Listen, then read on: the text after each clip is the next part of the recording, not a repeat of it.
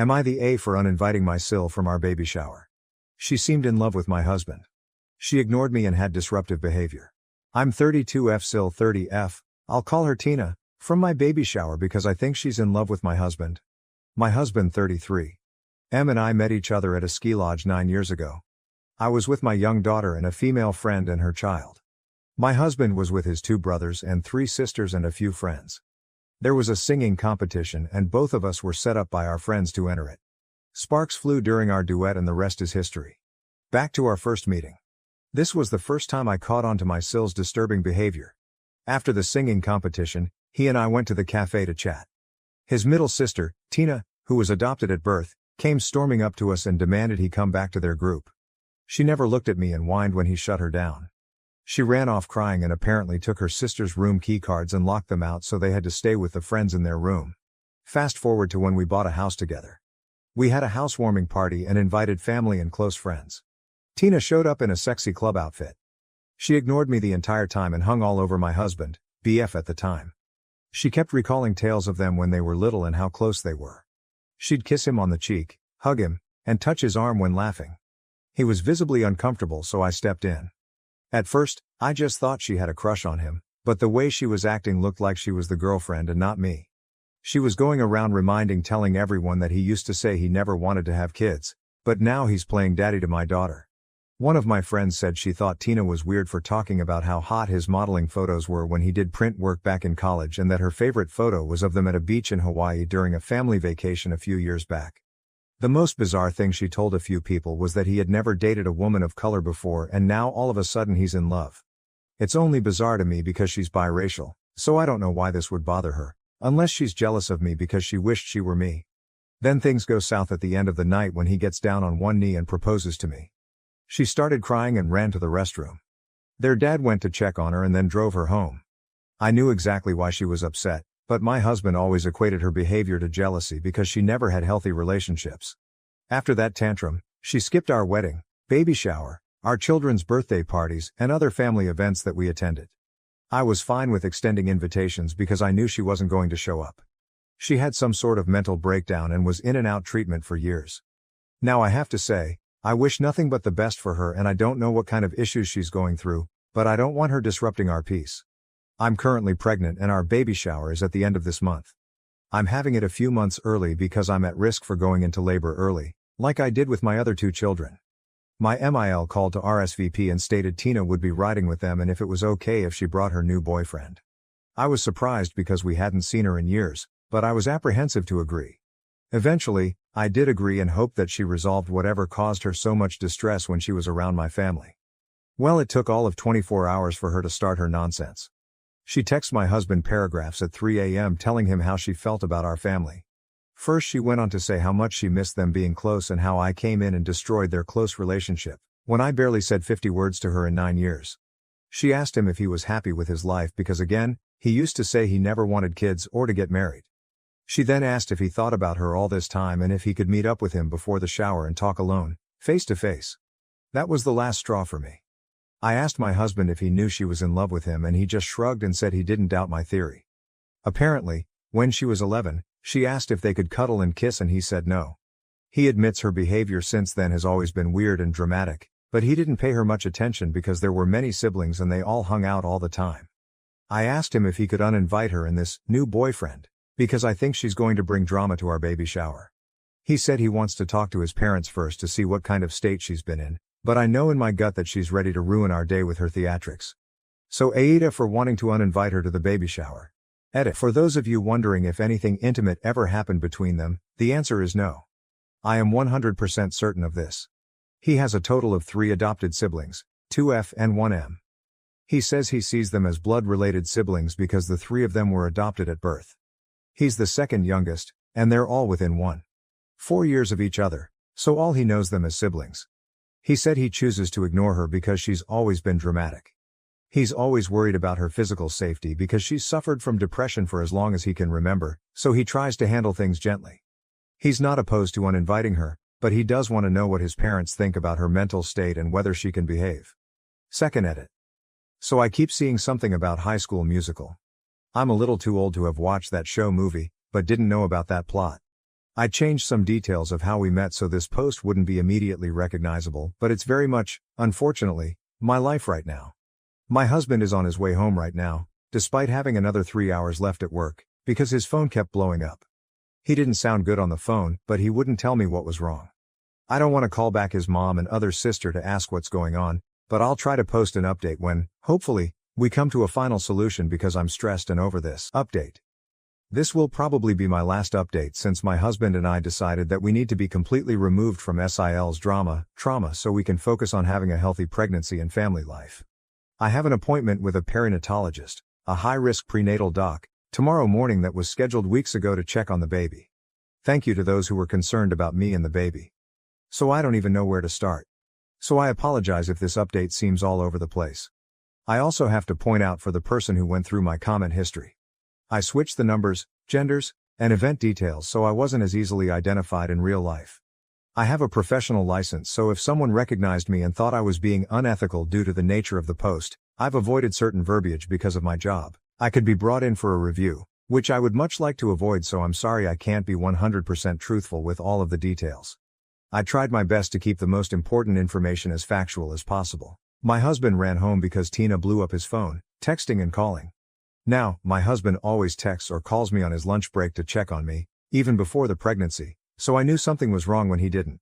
Since he left Tina on read, she started calling and sending a slew of unwarranted and degrading texts about me and our children, so basically Tina being Tina. He didn't run it by me, but he sent her a long paragraph, which he showed me when he got home, basically telling her off and told her that he would rather never speak to her again than listen to her talk bad about our family. He told her she would never be invited to any of our family functions and that she needed to check herself back into the hospital if she thought their sibling relationship was ever closer than it actually was. He closed it by saying he would let the family know the reason she was uninvited and that he hoped she's either seeing a therapist or would find one immediately. I'm not surprised at his response because the things she said pushed him to that breaking point.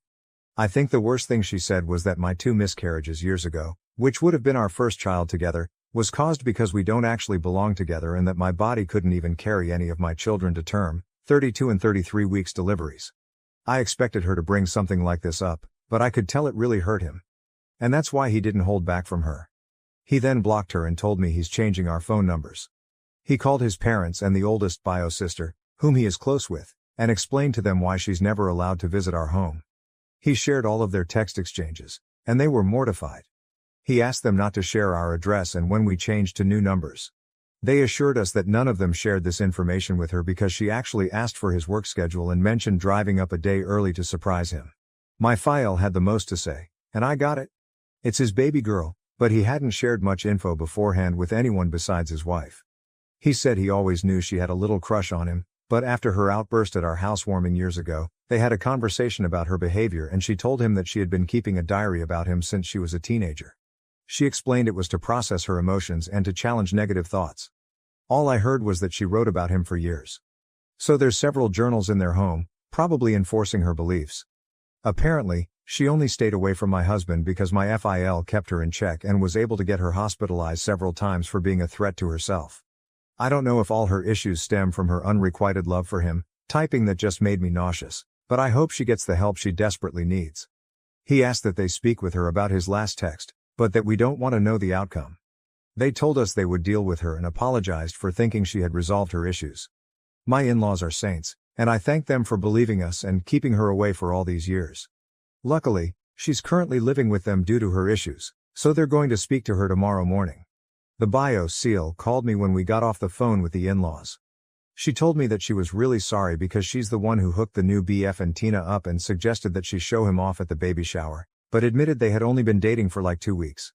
She said she sent the text Tina sent to my husband to her BF, because that's one of her best guy friends and she wanted to protect him, so I'm pretty sure they're probably not a thing anymore. I'm kind of nervous how Tina will deal with 2 rejections so close together. The 2 sisters aren't that close, and she was audibly disgusted to find out that her sister has been pining for their brother all these years. She has a theory though. She thinks it started with the older bio brother, Sean, because when Tina was little, she would follow Sean around all the time. He's older, so he went off to college abroad. Tina was about 10, and then he permanently moved to Europe. It seems like the crush transferred to my husband when Sean left. Sean hasn't been back to the States since he graduated high school, and no one really has contact with him, So she said she can't call and ask him about it. I have to admit I'm kind of curious and would have been interested in hearing what Sean had to say, but I'll rest assured knowing our involvement in the whole thing is over. Someone pointed out that Tina is potentially dangerous and could hurt me or our children. And this really scared me. My husband is going to upgrade our alarm system and purchase more cameras. I don't work summers and will most likely be out on bed rest by the time I have to go back to work, so he wanted to ensure the kids and I were safe when he's away from the house. I forgot to mention we live about 5 hours away, so she would really have to go out of her way to show up here if she somehow found out where we live. So that's it, basically. This will most likely be my only update. I also want to point out for those that think my husband was intimate with her at some point to cause her erratic behavior, if that were the case, she would have loved to throw that in my face over and over. Plus, a guilty man would have tried to silence her a long time ago to keep me from finding out. You don't have to trust him, but I do. Thanks again for all the helpful input. I'm feeling a little more at ease and can't wait to see our closest friends and family at our shower. Spot on comment 1, guaranteed. The parents spent so much time focusing on this one kid that was crushing on her brothers, but they never seemed to check that the brothers were okay in the midst of this. They didn't take proper steps to help all of the kids navigate this. No mention of therapy for adopted children. The way OP's husband seemed to just shrug at the idea of his sister's crush, and his own discomfort also suggests that his parents also ignored his feelings. He only got angry once she crossed a line mentioning OP miscarriages. Otherwise, he underreacted to how his sister was talking shit about his wife and children. At least he took a stand at the end. The whole family sounds dysfunctional. The parents are weird for not dealing with the crush thing appropriately. And also focusing on one kid while just ignoring what's happening to the others. Older sister is weird for her obliviousness, and even being involved in her sister's relationships. And OP's husband was weird for not taking this all as seriously as you'd expect. He just knew his younger sister was flirting with him and went with it for years. And still kept in contact with her. Comment 2, that was my thought, as well. It's highly unusual behavior that I have only ever seen in cases where another person, usually older, teaches, encourages, or forces romantic behavior on the child. This often seems to lead to a long list of emotional and mental issues that often start soon after and may persist indefinitely, especially if not properly treated. It's rough. OP's situation reminded so much of a similar case I worked on a while ago. In that situation, it was admitted that an older male sibling initiated inappropriate incidents with the adopted female sibling. This created an unhealthy fixation from the female that also transferred to the next male sibling, who was similar in appearance, after the older sibling left the home. There were some differences in that case versus OP's situation, obviously. But it was similar enough that while reading this post, I began to wonder if there was an older male sibling in this home as well. So, after reading the update, I can't help but wonder if this situation may have a similar inciting incident by the Sean brother. Comment 3. I thought that could also have been that Tina was abused prior to the adoption. And was behaving in a way that made Sean very uncomfortable. And if he told his dad about it, well, dad seems like a rug sweeper, so he may have not been willing to think about little Tina having been abused, and just wrote off her behavior as a little crush and dismissed Sean about it. I mean, OOP's husband was definitely left all alone in having to navigate Tina's behavior. It's not a stretch to think that Sean also was left to deal with it alone, and took the first opportunity to get out of Dodge. Comment 4. I wish more people understood this. Rich people paying women to have children for them is becoming more and more common, and often celebrated. It beggars belief, the trauma of removing an infant from its bio mother has psychological ramifications for the baby that will last its entire life. The chances of depression, anxiety, drug addiction, alcoholism, mental illness etc. are far, far greater in adopted children.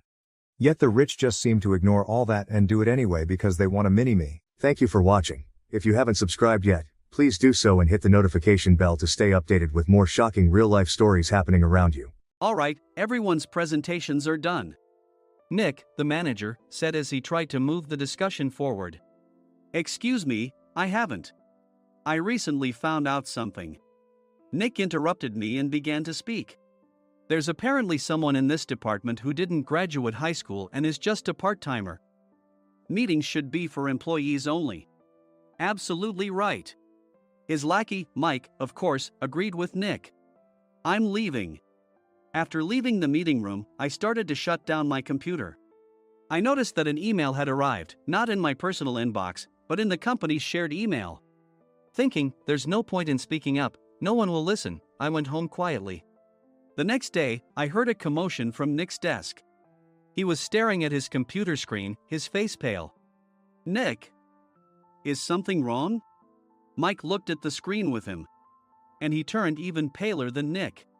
Why is he so angry? Knowing the reason for Mike's distress, I thought to myself, serves them right. My name is Adam. My mother passed away when I was in the 9th grade, and I was raised by my father. Well, you could hardly call it being raised. After my mother passed, my father changed. He drowned his sorrows in alcohol, and though he still went to work, he squandered our living expenses on horse racing. Because of that, I had to start working part-time as soon as I entered high school. Every month, I went to the convenience store with bills in hand that couldn't be auto-deducted from my father's account. Even though I endured it because I didn't want to be alone, I reached my limit in my second year of high school and dropped out. I found a live-in job at a distant inn. Thank you for everything. The day I left home, my father, still staring at the TV, spoke. Take care. That was our last conversation. Back then, 18 wasn't the age of majority, so I needed my father's permission to work, and I couldn't hide my place of employment. Yet, my father never visited me even once. I kept working just to survive, and before I knew it, I was 42. Years of hard work paid off, and I was transferred to the headquarters. I was thrilled to be recognized by the company, as I thought I'd be working in the field until retirement due to my lack of formal education. Listen up. Our work can change the future of our employees. Don't drag us down. On my first day after the transfer, Nick, dressed in an expensive suit, spoke sternly. There was a reason for this. Our inn was located in a prominent tourist destination, known so well that everyone in the state could sing its commercial jingle. At its peak, we had 5 locations within the state. But that was long ago. Due to financial difficulties and aging facilities, only the place where I had worked for many years and the original establishment remained. I was prepared to lose my job anytime, but now there was a glimmer of hope. With the rise of social media, the tourist area where the inn was located started gaining attention again.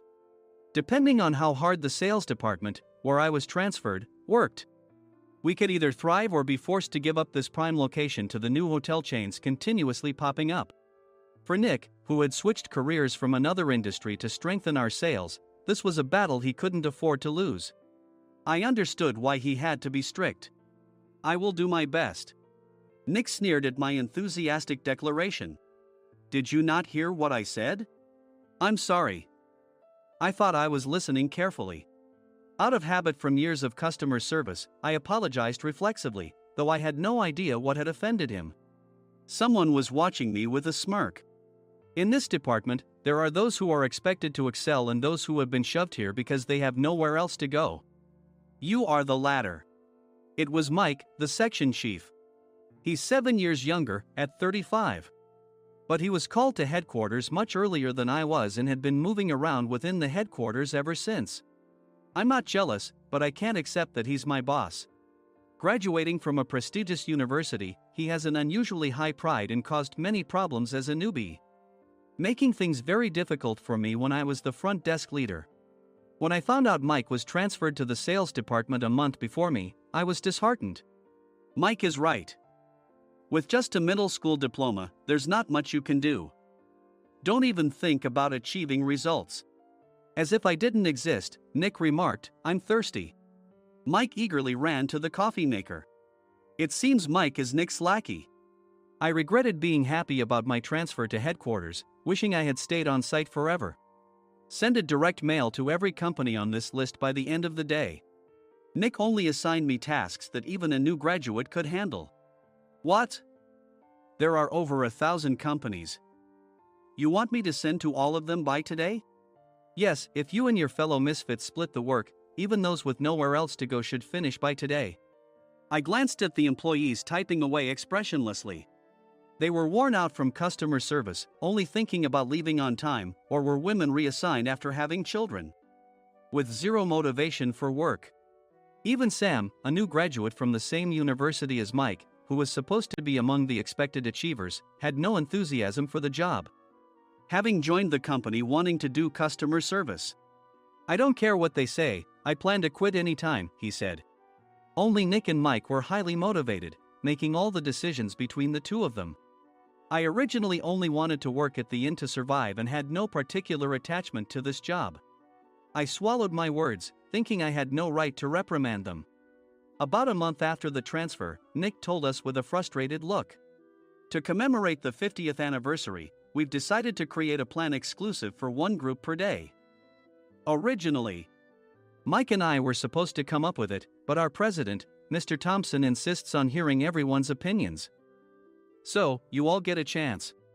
As Nick explained, Mike began handing out prints. Make sure not to embarrass Nick. If your ideas are half-baked, you'll have to redo them. It seemed that they had printed his handwritten notes by Mr. Thompson, which included several questions and a section for free responses. It made sense why Nick had to seek our input, given that all responses had to be submitted to Mr. Thompson. We were given a week to think about it, and a meeting was scheduled to compile our ideas. My plan is to let guests enjoy both the old and modern America. Nick began the presentations. Guests would watch a master confectioner at a nearby traditional sweet shop make sweets in front of them. The welcome drink would be premium tea in a bottle. Nick's plan was certainly attractive. After his presentation, Nick called on us to present in the order we were seated. Just as I stood up for my turn. All right, everyone's presentations are done. Excuse me, I haven't. I recently found out something. Nick interrupted me. There's someone in this department who didn't graduate high school and is just a part-timer. He was likely talking about me. I joined the company as a part-timer and was made a full-time employee when I turned 20. That was 20 years ago, so Nick and Mike probably had no chance to know until recently. Meetings should be for employees only. Absolutely right. After that, Nick kept creating opportunities to solicit everyone's opinions, purposefully excluding me from speaking. The meeting unexpectedly heated up and went past the scheduled end time. A few people asked to leave, and the discussion continued with the remaining few. Still here? Normally, you'd leave in that situation. Though I had no attachment to the job initially, hearing kind words from customers made me want to make them happier. For someone like me, with nowhere to go, the inn was my home and customer service was my life. I felt pathetic about my current self. I'm leaving. I left the conference room and started shutting down my computer. I noticed an email had arrived, not in my personal inbox, but in the company's shared email.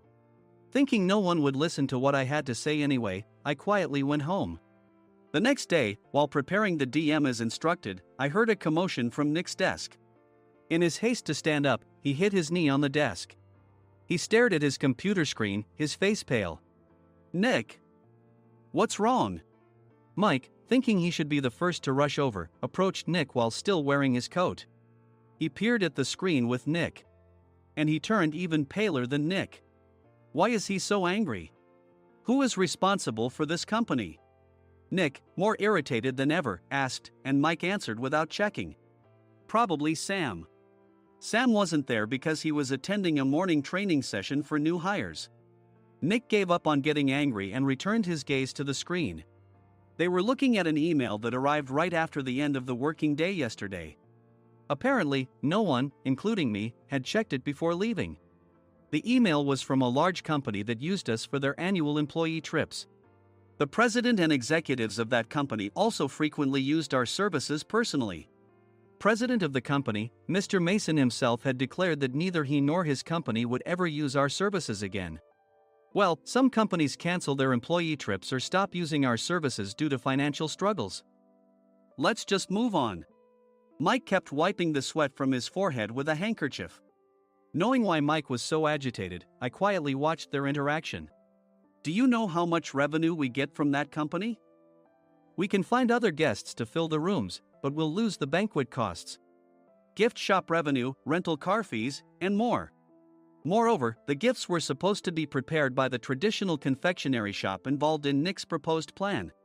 If it's known that we incurred such a huge loss at this critical time, Nick's position in the company would be jeopardized. Nick took a deep breath, seemingly trying to calm himself. All right, Mike. Go to New York right now and apologize to Mr. Mason. What? You're coming with me, right? I have urgent work to do. I trust you, which is why I'm entrusting this to you. Please. Mike, believing Nick's sincerity, agreed with a determined look on his face, saying, "Yes. That's Nick for you." Even if Mike went to apologize, Nick would shift all the blame onto him if the client didn't change their mind. Well, it was Mike's fault to begin with, so it served him right. About 3 hours later, Sam answered a call from somewhere and repeatedly apologized, saying, "I'm very sorry." Everyone watched to see what was happening. After ending the call, he informed Nick with a weary tone. When Mike arrived at the client's company, he only made things worse, further infuriating Mr. Mason. He was demanding, "Get his boss here immediately." It was no wonder Sam was exhausted, dealing with such a call right after returning from training. "What is that idiot doing?" "All right, Adam, you're coming with me. If sacrificing Mike didn't work, then I must be next." Normally, I'd want to refuse at all costs, but I saw an opportunity in this situation. "If I can be of assistance, I'd be happy to join you." I obediently followed Nick, and we flew to New York. When we introduced ourselves at the reception, it became clear how serious the situation was, as the receptionist personally escorted us to the president's office. Angry voices leaked through the door, making both Nick and me uneasy. "Excuse me. I'm Nick, the supervisor. I understand my subordinate has caused you trouble, and I deeply apologize." Nick, with his experience in the corporate world, knew enough to offer an apology before excuses. However, his customer service skills left much to be desired. I sighed as I saw Mike trembling like a small dog in the corner of the room. "What kind of training are you giving your subordinates?" Mr. Mason glared at Nick with a red face. The intensity of his gaze made even Nick take a step back. Regrettably, I joined this company only 2 years ago and was unaware of Mike's issues. I should have identified his shortcomings sooner. Indeed, I should have realized sooner. No sensible person would come to apologize and then give a lengthy presentation on the drawbacks of not using their in. Nick froze, his mouth slightly open. Suspecting the worst, I picked up the documents that had fallen to the floor. It seemed Mike hastily prepared these documents on the plane, listing the disadvantages. Disadvantage 1: if you change the venue for the company trip, employees might suspect it's for cost-cutting reasons, leading to a negative impression. Reading it aloud half-jokingly, Nick snatched the papers from my hand and checked the contents with a furious expression. Among the stack of documents was a receipt from a nearby convenience store's copy machine. I felt a pang of dread, hoping he hadn't shown the receipt as well. What do you think he said when I asked what kind of nerve he had to do this? I'm very sorry." Faced with the dire situation, Nick must have thought there was nothing left to do but apologize. In a voice smaller than I'd ever heard from him, he uttered words of apology. He said, "I'm a Harvard graduate. I don't believe I said anything wrong." "Mike, what have you done?" Forgetting his plan to pin the blame on Mike, Nick yelled loudly, even in front of Mr. Mason. "I didn't do anything wrong." "You're still saying that? Look at him." Mike pointed at me with a shaking hand. "I was assigned to headquarters in my 20s and now I'm a section chief. This guy only made it to headquarters at 42. Everything I've done proves I was right. So why are we losing the contract?" Having said his piece, Mike collapsed to the floor. "Of course. You were sent there because you had nowhere else to go." Mike never expected to hear such words from someone he looked down upon. He lunged at me, and Nick hurriedly stepped in to stop him. "Mr. Thompson told me Mike is a quick thinker, and to take good care of him." There's no way he was pushed aside. "Don't make things worse here. He didn't say quick thinker, he said only quick-witted, didn't he?" I don't remember that part." I recalled the many troubles Mike caused when he was a newbie. When Mike was on the front line, his pride was so high that he never apologized to customers. Customer service, especially in our job, doesn't work alone. It brings both good and bad situations. If the front staff or housekeepers made mistakes, or the cleaning company didn't properly clean a room, one had to apologize to the customers regardless of personal fault. Mike, in such situations, would never apologize, insisting he wasn't at fault. This often angered customers, and as the front desk leader, I frequently had to apologize on his behalf. He caused complaints and disrupted operations, which is why he was quickly moved to headquarters. In departments where he didn't interact directly with customers, his quick thinking was beneficial and things went well. But it seemed his flaws were starting to show. Corporate reservations are supposed to be entered into the system by the sales representative. But a quick check yesterday revealed that more than 10 items were missing from the client's reservation. The handover document clearly stated what needed to be prepared. Why didn't you enter it into the system? Why do we have to give them special treatment? Filling rooms near the banquet hall, setting up all the food in advance. Specifying the brand of wine, they're too demanding. No wonder he always angered customers, I thought, feeling a headache coming on. Grouping them in rooms near the banquet hall is for our benefit too. It makes it easier for the staff to set up beds and serve breakfast since everyone's schedule is synchronized. As for the other requests, Mr. Mason suggested them to lighten our load. I didn't know that. Nick finally seemed to realize that Mike was the one who had angered the client. What did you say to them? I just told them we wouldn't give them special treatment anymore. We shouldn't waste effort on things that don't bring in money. I was utterly exasperated at his lack of understanding of customer service. Of course, we shouldn't comply with unreasonable demands. But carrying over successful practices from past stays makes customers feel remembered and enhances their experience. Good memories encourage repeat visits. That's part of our job. I looked down at Mike, who was sitting on the floor. In our job, nothing is a waste. Mr. Thompson likely moved you to the sales department, hoping you'd finally understand this. How do you think he feels now that you've failed to meet his expectations? Mike, tears in his eyes, fled the president's office. I was amazed he still hadn't apologized. You have it tough, Adam. It's okay, we're all employees of the same company. I deeply apologize for this disrespectful incident. Especially after all the care you've shown us. If it weren't for you, Adam, I really would have stopped staying here. When I heard you were moving to the sales department, I was willing to reconsider if you handled it. Seeing us talk so amicably, Nick's face contorted. Do you two know each other? Adam's service is excellent. I always requested him specifically. Normally, we don't accept specific staff requests, but we made an exception for Mr. Mason, adjusting my shifts accordingly. He had personally stayed at our hotel just before my transfer, and during casual conversation, I mentioned, I'm moving to the sales department soon. If I hadn't told him then, things could have been much worse. Please continue to take care of us. I look forward to it. On the return flight, Nick awkwardly offered me a can of beer. It's still working hours. Of course, I had no intention of forgiving him for a single beer. Nick might try to pin everything on Mike and avoid any consequences. While pondering this, a startling fact came to light. Nick, the tea bottles for the plan have arrived. I handed Nick a bottle labeled with our inn's name. They look good. What are you talking about? These are plastic bottles. I had assumed we would use the trendy, high-end bottling tea. But what arrived were ordinary plastic bottles of tea with customized labels. The only unique aspect was the label, which had the inn's name, making it look customized.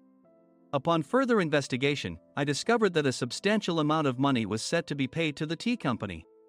It was priced like bottling tea. Does this plastic bottle really cost $100 each? The tea inside is specially blended for us. The extra cost is for that. Wouldn't it be better to use another tea company? Or is there a specific reason we must use this one? As Nick continued to make excuses, I showed him a printed email. I informed the tea company's president, Mr. Mitchell, that we discovered irregular payments and he confessed. He said you two were high school classmates and planned to split the extra money. That idiot. Why did he confess? That's not important. You should worry about yourself, this could turn into a police matter. Opening the bottle cap, I suggested. How about calming down with this tea? It supposedly has a relaxing effect. Nick drank the tea frantically. In the following days, decisions were made about their fates. Mike was reassigned to the General Affairs Department, with no chance of transfer or promotion, as per Mr. Thompson's orders. As for Nick, since the payment to the tea company hadn't yet been made, he narrowly avoided legal trouble.